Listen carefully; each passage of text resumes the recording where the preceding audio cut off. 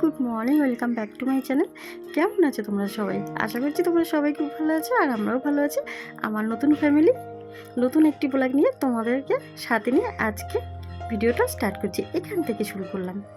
তো দেখো, আজকে কিন্তু সকালে একদম সমস্ত কাজ সেরে গোপাল সোনাকে স্নান করিয়ে খেতে দিয়ে চলে এসেছি রান্নাঘরে। আর বন্ধুরা, এই ভিডিওটা আমার আগের করা ছিল, ভয়েসটা দেওয়া হয়নি, এই জন্য না দিতে পারিনি তোমাদেরকেও। তো দেখো, আজকে একটু চিকেন করছি হালকা পাতলা একদম। আর যা গরম পড়েছে, আমাদের এখানে তো একটু বৃষ্টি হচ্ছে না। আর তোমাদের ওখানে কি বৃষ্টি হচ্ছে? যদি কার কার ওইখানে মানে কাদের ওইখানে বৃষ্টি, তোমাদের ওখানে যদি বৃষ্টি হয়ে থাকে আমাকে একটু জানিয়ে গো।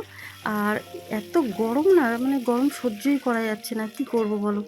তো দেখো, আমার মেয়েটা না এখানে ক্লান্ত হয়ে শুয়ে পড়েছে গো। আর এই দেখো, বিছানার থেকে সমস্ত কিছু উঠিয়ে দিয়েছি, শুধু প্লাইবোর্ডের উপরে শুচ্ছি। প্লাইবোর্ডের উপর না শুয়ে কী করবো, এত গরমে না জাজিম থেকে শুরু করে দেখো সমস্ত কিছু গুটিয়ে রেখে দিয়েছি। আর শুধু এই চাদরটা পেতে রেখেছি, একদম পুরনো সুতির চাদর, যাতে গরমটা কম লাগে। তারপরেও যেন গরম যেন যাচ্ছেই না। তো দেখো, চিকেনগুলো ভেজে নিচ্ছি, আর আমি কিন্তু এটা সর্ষের তেলেই রান্না করব, একদম হালকা পাতলা করে করব। বন্ধুরা, এই কয়েকদিন তোমাদের ভিডিও দিতে পারিনি গো, তার জন্য তো আমার খুব কষ্ট হয়েছে। তো যাই হোক, এখন থেকে মানে আজকে থেকে আবার ভিডিও রোজই দেবো। তো আমার যারা যারা বন্ধুরা আছে, প্লিজ দেখে নিও ভিডিওটা। তো দেখো, আলুগুলো এখানে লাল করে ভেজে নিচ্ছি। আর চিকেনটা আনার কারণ কী বলো তো, মেয়ের তো এক্সাম এসে গেছে কালকে মাত্র। তো সেই জন্য বন্ধুরা, হাজব্যান্ডকে বলেছি একটু চিকেন নিয়ে আসো, যেহেতু থাকবে না, তো মেয়েকে একটু হালকা পাতলা করে ঝোল করে দিই। আসলে কি বলো তো, আমার মেয়ে না একদম মাছ খায় না, কোনো মাছ খেতে চায় না। এবার এত পড়ার চাপ বলো, না খেলে হয়? তো এখানে দেখো 3টে ডিম সিদ্ধ দিয়েছি বাটিতে, আর এখানে আলুটা ভেজে নিচ্ছি।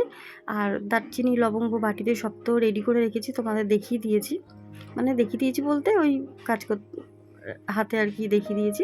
তো আলুগুলো এখন উঠিয়ে নেবো, আর এই তেলের মধ্যে দিয়ে দেবো তেজপাতা, একটু গোটা জিরে, দারচিনি লবঙ্গ, এলাচ দিয়ে পেঁয়াজটা ফোড়নে দিয়ে দেবো। এইভাবে চিকেনটা আজকে রান্না করছি।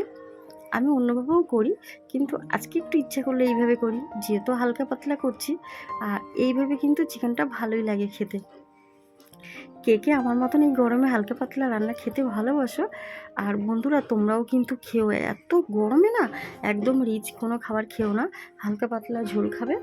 মানে যে কোনো জ্যান্ত মাছ হোক যাই হোক, সব হালকা পাতলাই খাবে। আর বাইরে যদি বেরো, ছাতা ছাড়া তো বেরোবেই না, ছাতা নেবে। আর মাঝে মাঝে এসে একটু নুন চিনির জল খাবে, গ্লুকন্ডি খাবে, ওআরএসটাও খাবে। সবাই ভালো থাকো, সবাই সুস্থ থাকো, যে যেখান থেকে আমার এই ভিডিও দেখো। তো দেখো, পেঁয়াজটা দিয়ে দিয়েছি, আর পেঁয়াজটা একটু লাল হবে, একটু মানে সামান্য একটু ব্রাউন হয়ে যাবে, তারপরে কিন্তু এর মধ্যে দিয়ে দেবো একে একে সব কিছু।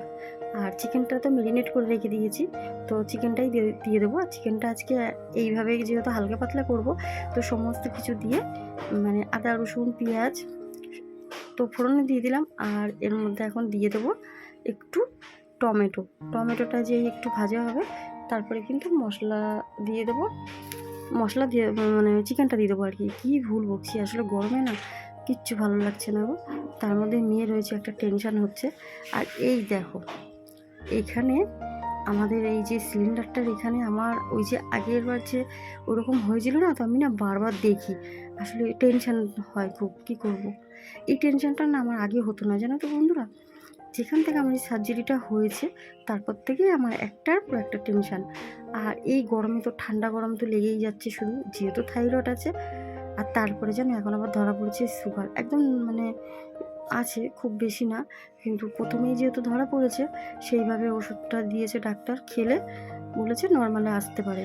তো আমি ভীষণ মেনটেন করছি, কেন বলো তো, আমার মেয়ের জন্য আমাকে বাঁচতে হবে। মেয়ের ভবিষ্যৎ, মেয়ের কেরিয়ার, মেয়েকে নিয়েই সব কিছু, তাই না বলো? আর এই দেখো, চিকেনটা এখন দিয়ে দিয়েছি, কালারটা কিন্তু খুব সুন্দর এসেছে। চিকেনটা কিন্তু সর্ষের তেল একটু দিয়েছি, আর সামান্য একটু কাঁচা লঙ্কা, পাকা পাকা লঙ্কাগুলো আদা রসুন দিয়ে একসাথে পেস্ট করে জিরের গুঁড়ো দিয়েছি, দিয়ে কিন্তু ম্যারিনেট করে রেখেছি, প্রায় 1 ঘন্টা 10 মিনিট রেখেছি।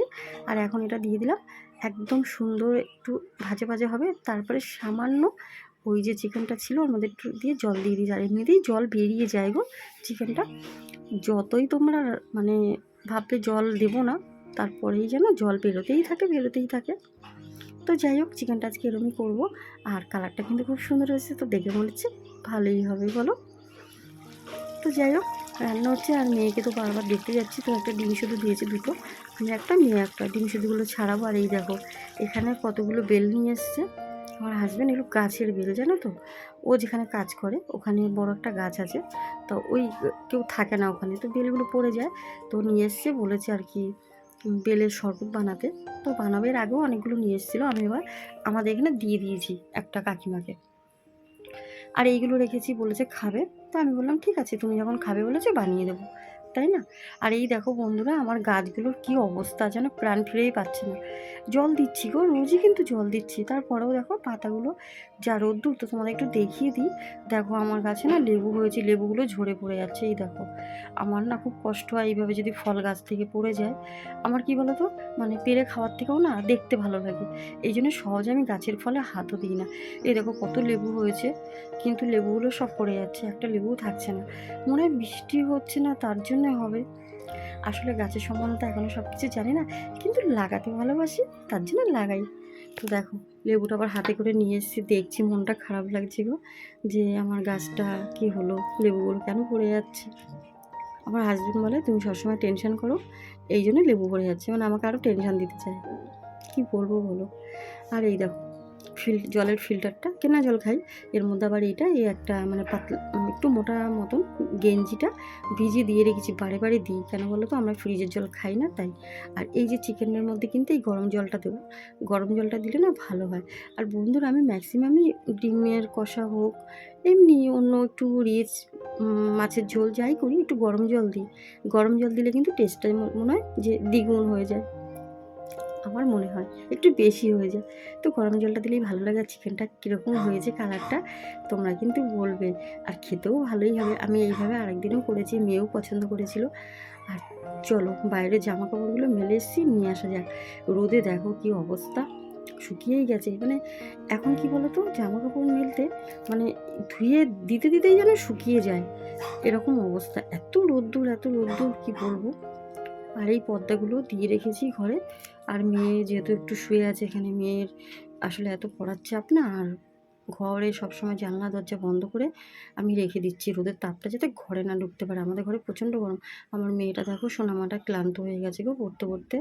তো যাই হোক বন্ধুরা, কালকে তো মেয়ের মানে আমার মেয়ের আমাকে নিয়ে নতুন জীবন বলতে পারো তোমরা, নতুন জীবনের পথ মানে পথ চলা শুরু করব কালকে। জীবনটাই তো এই অবস্থা, মানে সেই কষ্ট করে করে তো এই অবস্থা এসছে না। তো এই দেখুন নামানোর আগে একটু গরম মশলা দিয়ে দিলাম, আর কিন্তু গ্যাসটা বন্ধ করেই গরম মশলাটা দিলাম, দিয়ে একটু ঢাকা দিয়ে রাখবো 5 মিনিট, তারপরে চিকেনটা ঢেলে নেবো।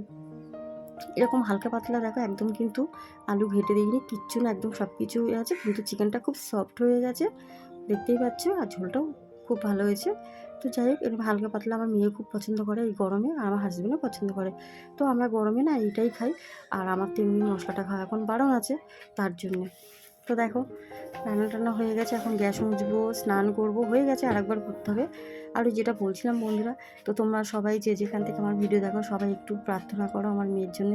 সবাই ভগবানের কাছে মানে যারা যারা যে যাকেই বলছি সবাই প্রে করো, প্রার্থনা করো, ভগবানকে ডাকো, যাতে আমার মেয়ের জীবন কালকে নতুন জীবন যেন শুরু হয়। কালকে আমার মেয়ে যাচ্ছে, তো বন্ধুরা সেটাই তোমাদের বলছিলাম। আর এই দেখো চিকেনটা ঢেলে নিচ্ছি গামলায়। আসলে কী বলো তো, তোমাদেরকে এই চিকেন মানে রান্না করতে করতে কিছু কথা শেয়ার করলাম।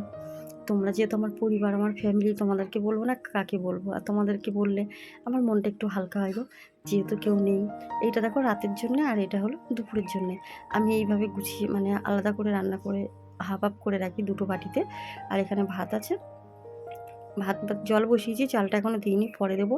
একটু কাজ করে নিই, বাসন টাসন মাজবো, তারপরে ভাতের জলটা বসিয়ে বাসনগুলো মেজে নেবো। আসলে এত গরম পড়েছে না। আর এই দেখো পাপোশটা এখানে দিয়ে দিলাম, আর এই বাসনগুলো মাজতে চলে গেলাম, মেজে তারপর বাসনগুলো উবড়ো করে দেবো।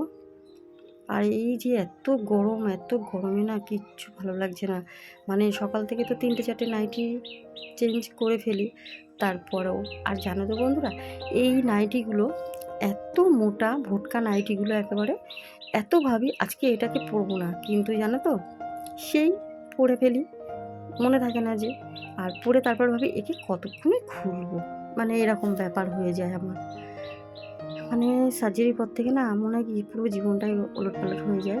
এমনিতেও আমার জীবনটা ওলটপালটই ছিল, কোনোদিনই সেই রকম ভালো ছিল না, তোমরা জানো সব কিছু। আমার যেহেতু নতুন ভিডিও নতুন চ্যানেলটা খুলেছি।